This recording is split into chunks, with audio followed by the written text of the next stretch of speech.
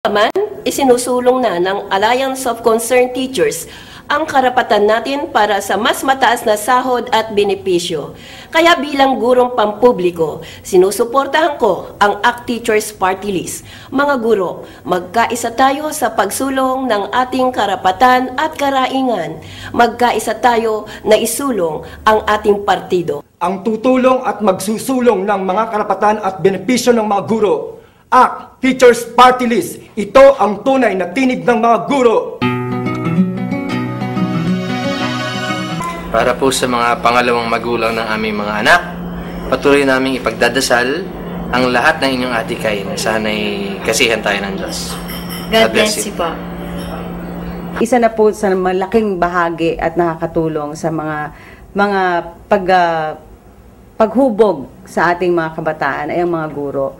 Kaya good luck po sa lahat ng miyembro at sa gusto pang mag-member at mag-join ng ACT or ACT Party List, Teachers Party List. Sana po dumami pa kayo para lalo pong mapangalagaan ang ating mga kabataan at ang ating bayan. Thank you. Good luck. Congratulations din po sa inyo. Bumabati ako sa mga miyembro at sa mga gurong dumalo ng ACT Teachers Party List National Convention. Bilang isang ina at isang individual na lumaki sa pagpapaaral ng public education, naniniwala ako sa importansya at kahalagahan ng mga guro at ng edukasyon sa paghubog ng ating mga kabataan at ng ating lipunan. Kaya sumasaludo po ako sa inyong mga guro at sumasaludo ako sa ACT Teachers Party List sa pagtulong sa pagsulong ng kabutihan ng mga gurong tulad ninyo.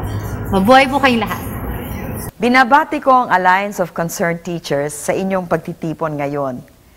Ako'y naniniwala na kailangan bigyan ng pagkakataon na lumutang ang tunay na tinig ng mga guro at mga bumubuo sa sektor ng edukasyon. Sa inyong paghuhubog sa kaisipan ng ating kabataan, kayo ang talagang susi sa kinabukasan ng ating bayan. Mabuhay po kayo.